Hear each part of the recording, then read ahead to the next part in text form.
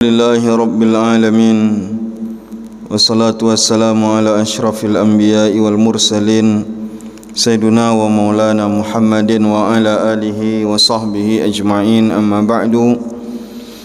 Melanjutkan kembali pelajaran kita mengupas tentang perkara-perkara yang dibid'ahkan oleh sebagian orang. Lalu kita mencoba untuk membaca dalil apa-apa yang dibid'ahkan itu. Dan beberapa pertemuan sebelum ini kita sudah membahas dalil tentang hukum berzikir secara berjamaah, hukum menggunakan tasbih dalam berzikir, mentalkinkan mayat, mentahlilkan, kegiatan tahlilan yang juga dibid'ahkan. Pada pertemuan kali ini kita, karena suasananya adalah bulan Maulid, di mana-mana hari ini di setiap daerah orang mengadakan Maulid Nabi sallallahu alaihi wasallam, maka kegiatan Maulid ini termasuk kegiatan yang banyak dibid'ahkan, dan kita akan membaca kitab yang menurut kita dapat membantah semua pernyataan-pernyataan yang mengatakan itu adalah bid'ah. Dan setidaknya bagi orang yang menjalankan maulid, dia tahu dalil apa yang dia lakukan.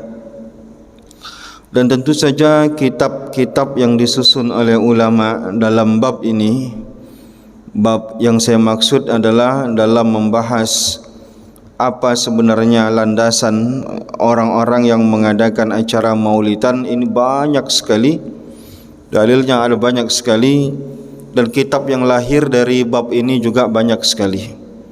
Tapi kita pilih satu kitab yang paling mudah untuk didapatkan, yang disusun oleh Said Muhammad bin Alawi Al-Maliki Al-Hasani Al-Makki, ulama yang populer di kalangan Ahlussunnah wal Jamaah, seorang habib tentu saja.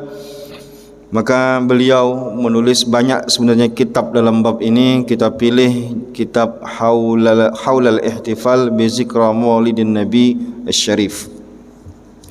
Kita tidak membaca semua kitab ini, kita cuma akan membaca cuplikan-cuplikan yang menurut kita cukup ya, untuk menggambarkan semua daripada isi kitab ini. Di awal muqaddimah, di awal pembahasan, Said Muhammad ingin meluruskan paham sebenarnya apa itu Maulid Nabi sallallahu alaihi wasallam.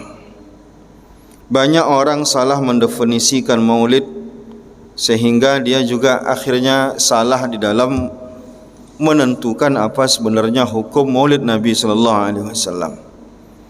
Karena tidak bisa kita pungkiri bahwa cara kita maulid dengan berkumpul di hari maulidnya Nabi, dengan makan-makan, ada ceramah, ada baca Quran, memang persis seperti itu memang kita akui tidak ada di zaman Rasulullah sallallahu alaihi wasallam.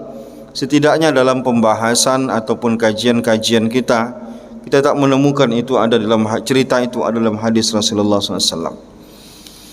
Nah, sekarang asumsinya dulu perlu kita luruskan.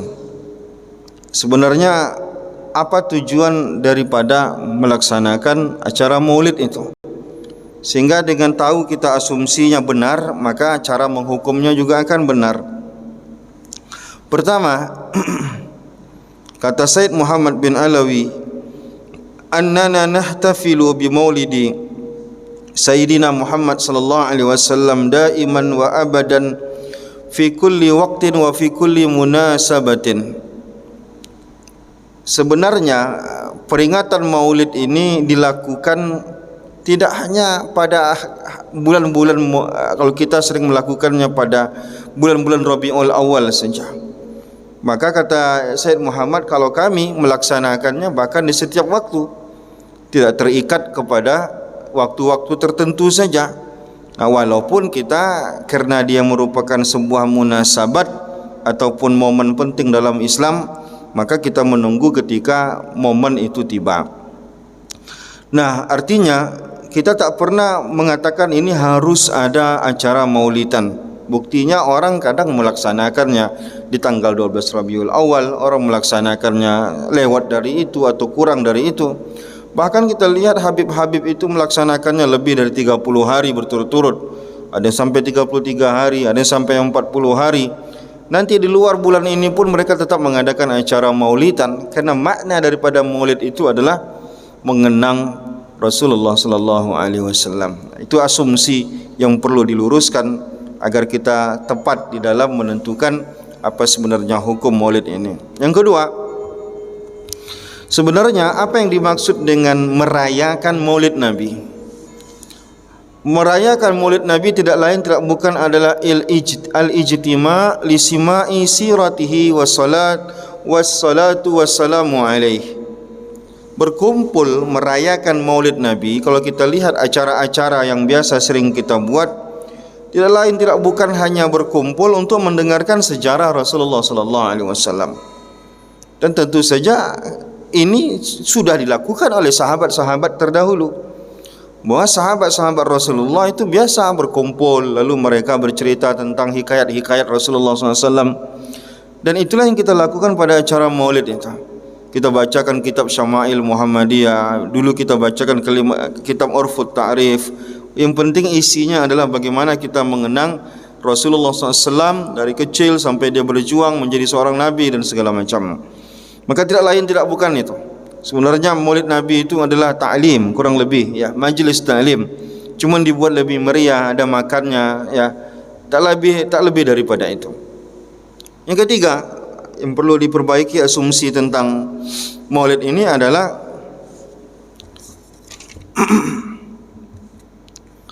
bahwa momen acara maulid ini adalah momen yang paling besar untuk mendakwahkan banyak orang. Kalau kita lihat di perkampungan-perkampungan ya, kalau ada acara-acara besar seperti maulid itu, maka acara-acara yang sifatnya momen spesial ini apa? Orang yang tak pernah ke masjid pun ke masjid.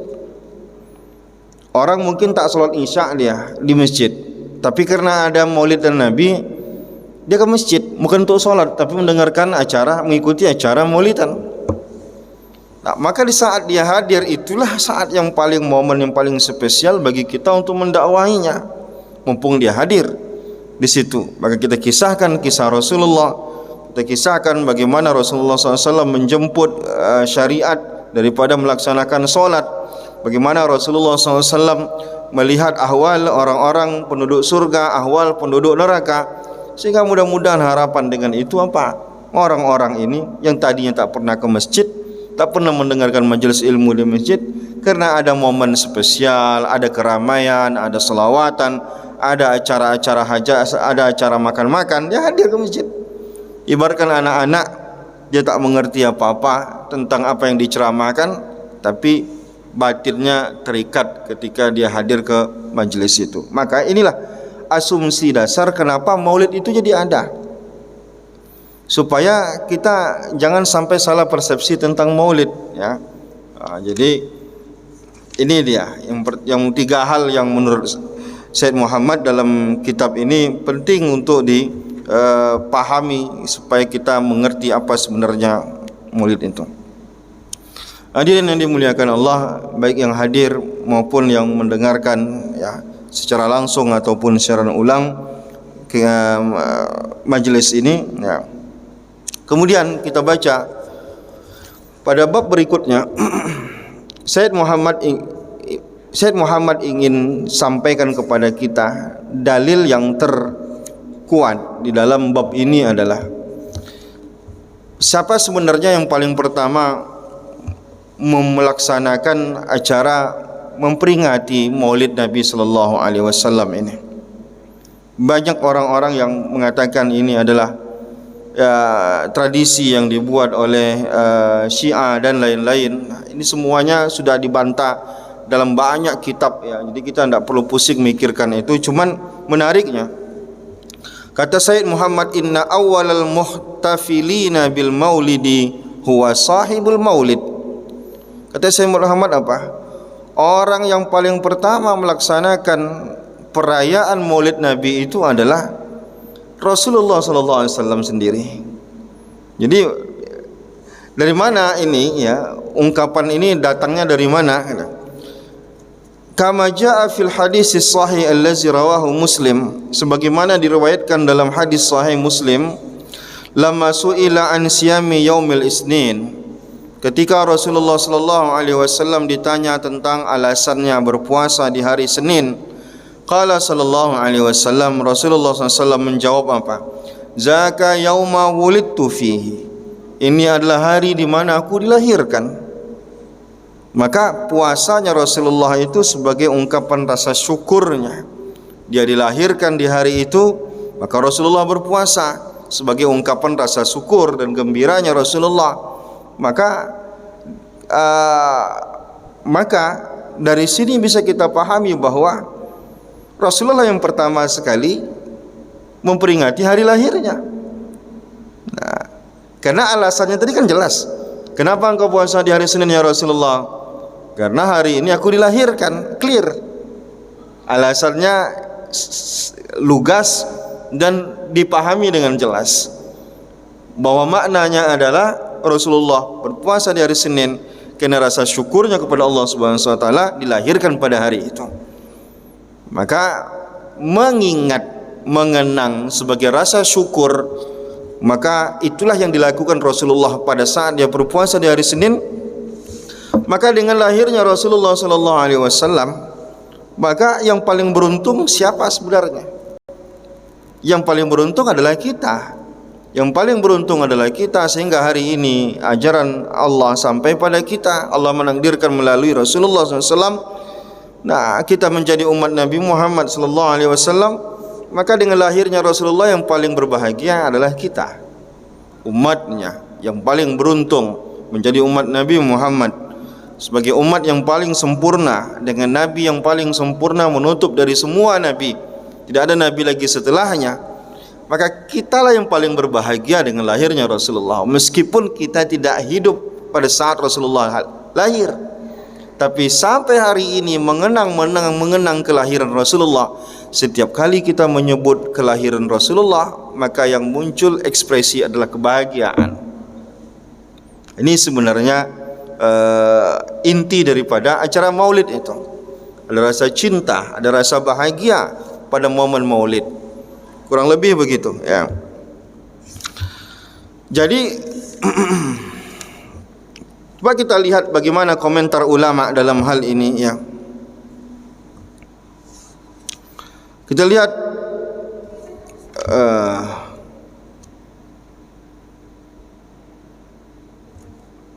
bagaimana dalil-dalil yang disusun oleh Syed Muhammad membolehkan untuk melaksanakan perayaan Maulid Nabi sallallahu alaihi wasallam. Di sini ada banyak sekali, saya cuma akan membaca beberapa saja. Jadi dalil perayaan Maulid Nabi sallallahu alaihi wasallam itu apa? Sehingga kita mengatakan boleh, dan kita mengatakan bahwa orang yang mengatakan tidak boleh, kita punya landasan untuk membantah ketidakbolehan itu.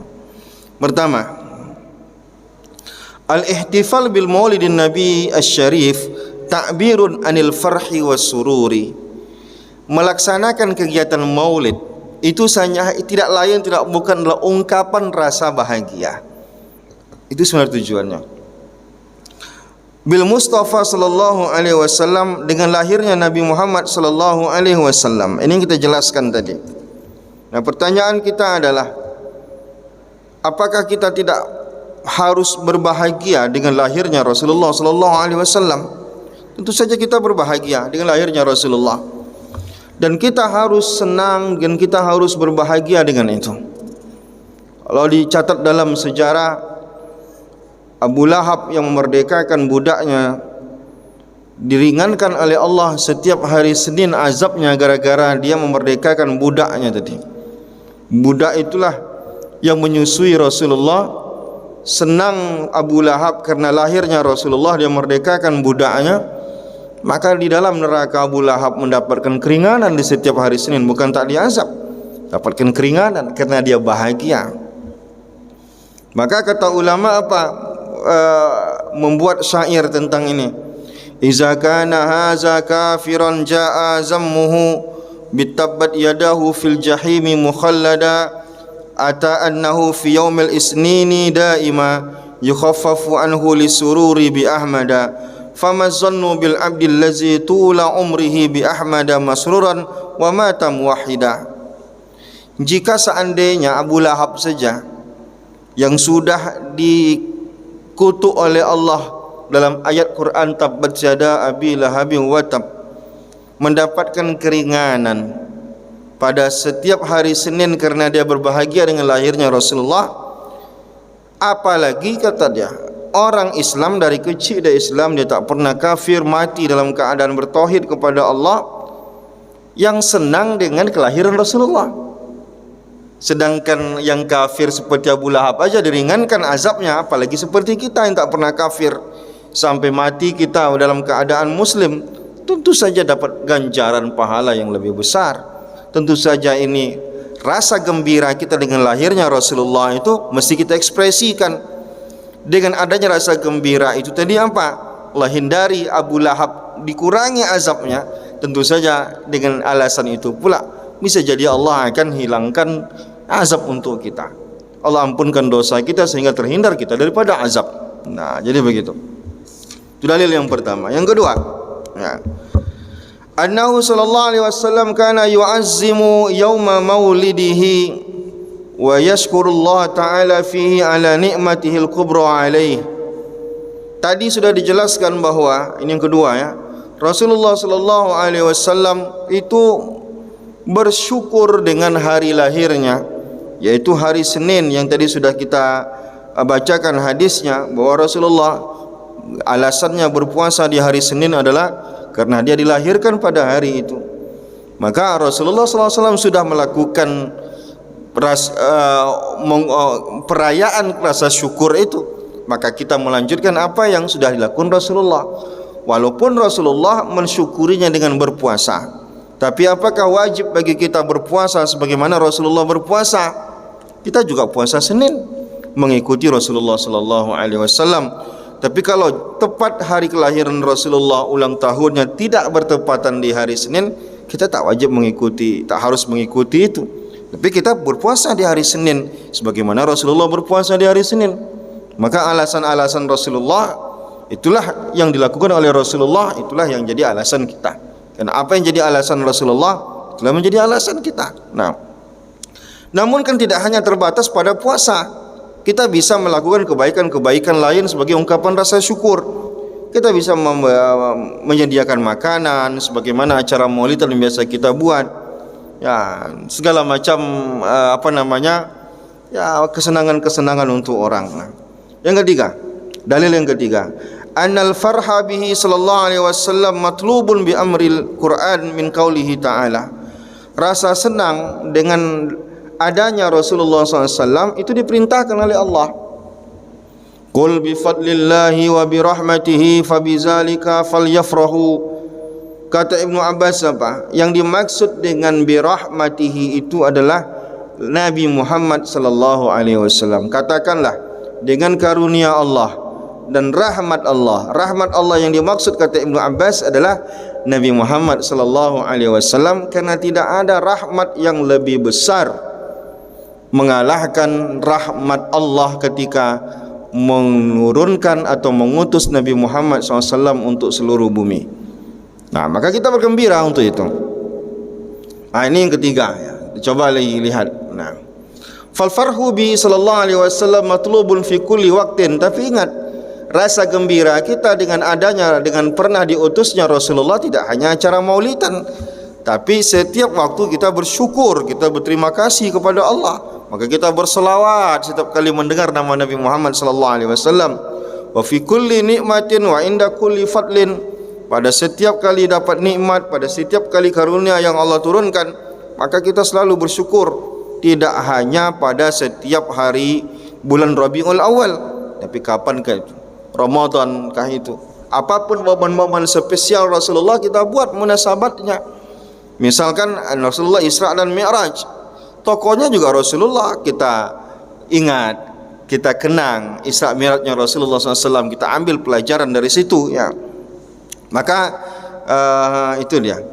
Jadi kita bergembira. Gembira itu tidak hanya pada Maulid. Kalau kita hanya pada Maulid bergembiranya, maka keluar dari hari Maulid kita tak bergembira. Nah, jadi begitu.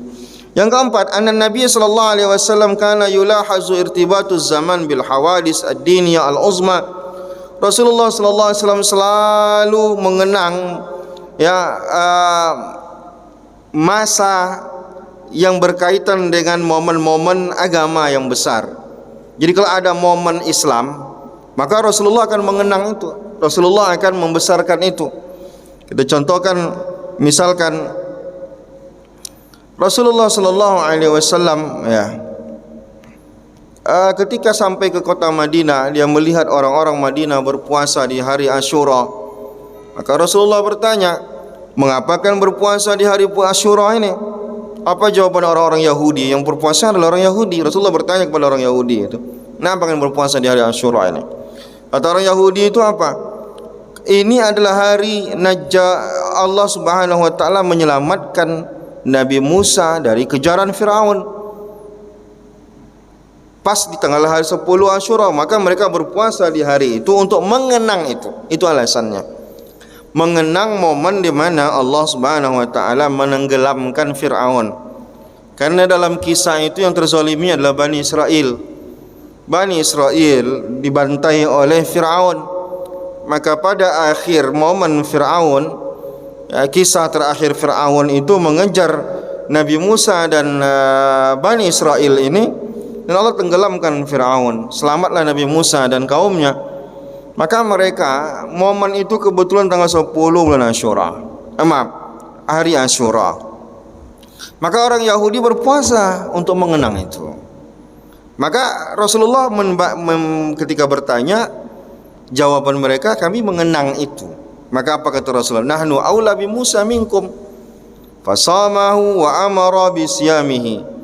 Maka Rasulullah mengatakan, kami lebih berhak lagi kalau begitu alasannya. Maka Rasulullah berpuasa dan menyuruh orang-orang berpuasa di hari Asyura. Apa alasan berpuasa di hari Asyura tadi? Untuk mengenang momen spesial dalam Islam. Maka mengenang momen-momen tertentu dalam Islam itu memang disyariatkan sebagaimana Rasulullah lakukan. Maka kita mengenang Rasulullah sallallahu alaihi wasallam Isra dan Mi'raj. Kita mengenang ketika nuzul Quran. Kita mengenang lahirnya Rasulullah SAW. Maka kalau ada peristiwa-peristiwa besar yang bisa kita kenang, kita kenang. Dengan cara apa? Bisa jadi kita bersyukur, berpuasa, bersedekah dan segala macam untuk bersyukur nikmat Allah Subhanahu wa taala. Kita bersyukur di nuzul Quran, turunnya Al-Quran. Bersyukur kita Allah turunkan kitab suci. Maka pada momen itu kita buat acara makan-makan, berkumpul kita bersilaturahim segala macam, kita kasih tausiah. Itu namanya momen-momen munasabat yang membuat kita dapat menumbuhkan iman, mengenang dan segala macam. Yang kelima, annal maulid asy-syarif yab'asu 'ala salati wassalamil matlubaini biqaulihi ta'ala innallaha wa malaikatahu yusholluna 'alan nabi sampai habis. Acara-acara maulid itu biasanya membangkitkan semangat untuk berselawat kepada Rasulullah SAW. Maka ada nanti yang membimbing salawat, biasanya ada nanti diiringi dengan hadrat, ada nanti Habib yang ikut berselawat. Besok malam kita lakukan ini ramai-ramai Maka ini sebenarnya kalau mengajak orang berselawat, innallaha wa malaikatahu yusholluna 'alan nabi ya ayyuhallazina amanu shallu 'alaihi wasallimu taslima. Ini memang ada perintahnya dalam Al-Quran, di mana orang-orang diminta untuk berselawat. Maka jika momen itu membuat orang banyak berselawat, maka berarti momen itu momen dakwah, momen mengajak orang berzikir, berselawat kepada Rasulullah sallallahu alaihi wasallam. Nah, kemudian yang keenam, alasan yang keenam kita adakan acara maulid apa? Maulid Nabi SAW yashtamilu ala zikri maulidihi syarif wa mu'jizatihi wa siratihi wa ta'rif bihi. Inti daripada acara maulid itu tausiah. Selain berselawat, bertausiah.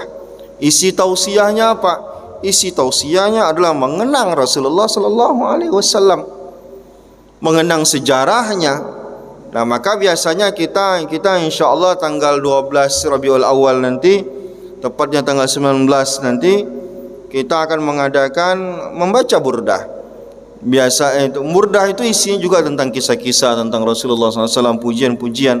Dulu biasanya kita menamatkan kitab-kitab sejarah tentang Rasulullah mulai dari sebelum dia lahir sampai dia wafat.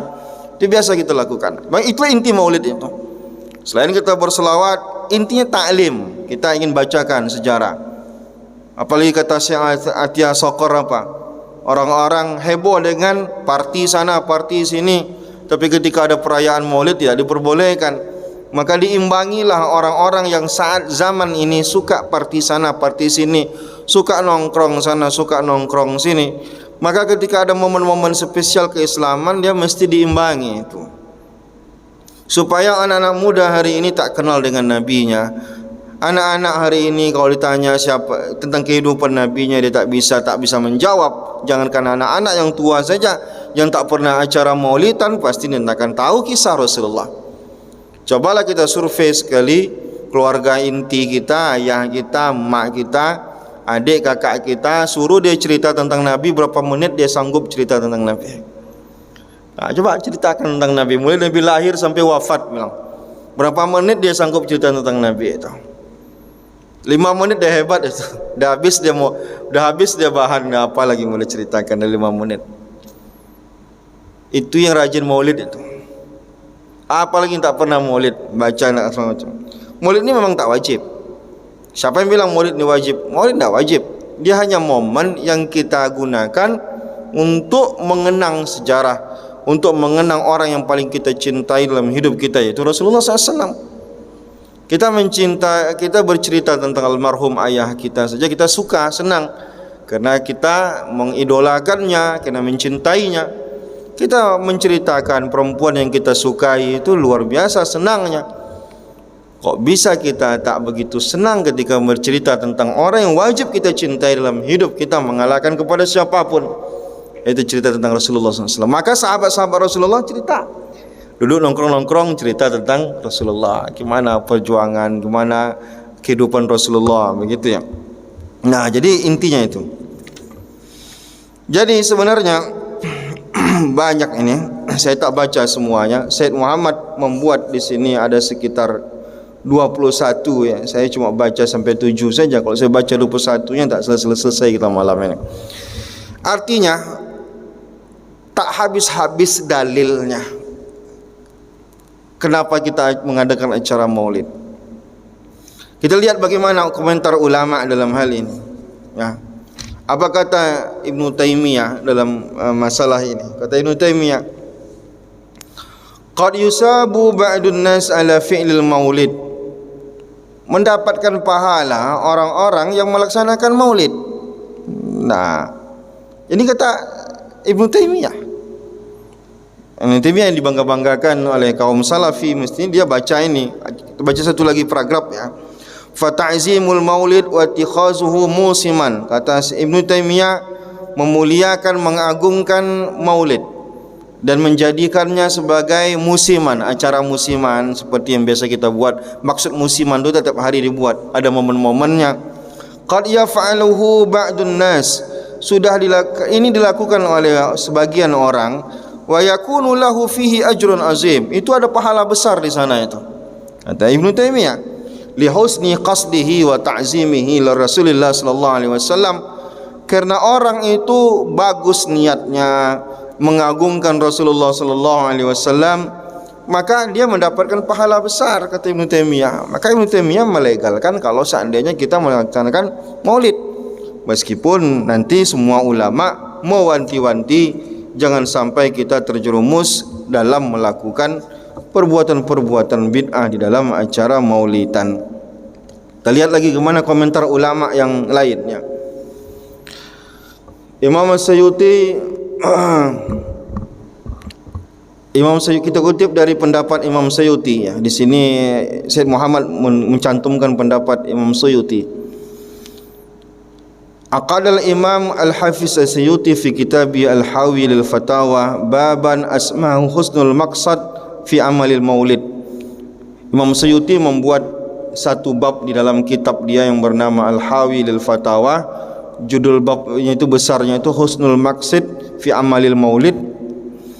Qala fi awwalihi, kata Imam Suyuti di awal kitab itu, penulisannya itu dikatakan apa dia katakan, waqa'a su'al an amalil maulidin nabawi fi syahri Rabiul Awal. Ada yang bertanya tentang amalan ataupun melaksanakan maulid Nabi pada bulan Rabiul Awal. Biasanya kita melaksanakan Rabiul Awal. Ma hukmuhu min haitsu syar'i, secara syariat itu hukumnya apa? Wal jawabu indi, maka dijawab oleh Imam Suyuti, anna asla amalil maulid allazi huwa ijtima'un nas wa qira'atu ma tayassara minal Qur'an. Pada dasarnya acara maulid itu adalah orang-orang berkumpul seperti biasa ya, berkumpul, wa qira'atu ma tayassara minal Qur'an, nanti ada yang baca Quran. Biasanya kita membuka ada baca Quran. Wa riwayatul akhbar al-warida fi bidayati amrin Nabi SAW wa ma waqa'a fi maulidihi minal ayat. Kemudian biasanya ada yang bercerita tentang hikayat Rasulullah SAW dari awal Rasulullah sampai akhir, itu ada yang bercerita. Biasa ya, kalau waktunya panjang biasanya diceritakan semua, kalau tidak kadang dikutip saja. Summa yumaddu lahum simatun yaqulunahu, kemudian nanti ada hidangan, wa yansarifuna min ghairi siyadatin an zalika, lalu tidak ada hal lain kecuali itu. Kumpul lalu kemudian makan, kemudian baca sirah Nabi, cuma itu. Huwa minal bid'ah, itu bid'ah, tapi bid'ah hasanah. Itu dia.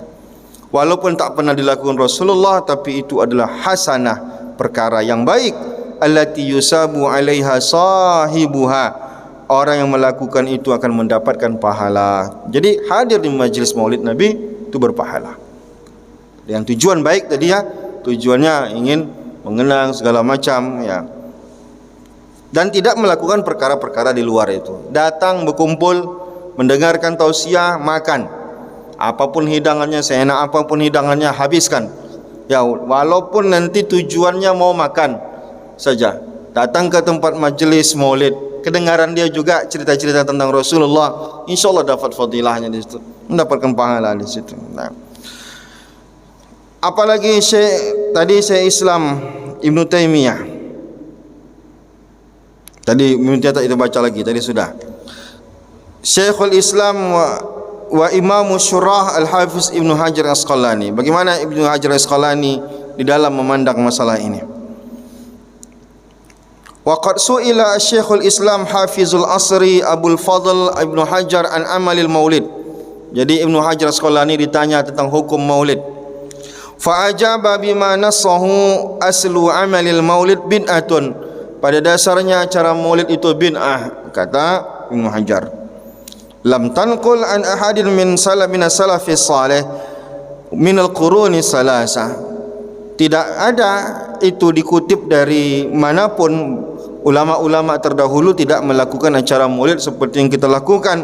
Walakinnaha, akan tetapi meskipun demikian, kata dia, qad istamalat ala mahasinin wa diddiha, dan dalam acara maulid ini ada hal-hal baik yang menjadi maslahat ingin diraih, walaupun nanti ada juga yang melakukan bid'ah-bid'ah.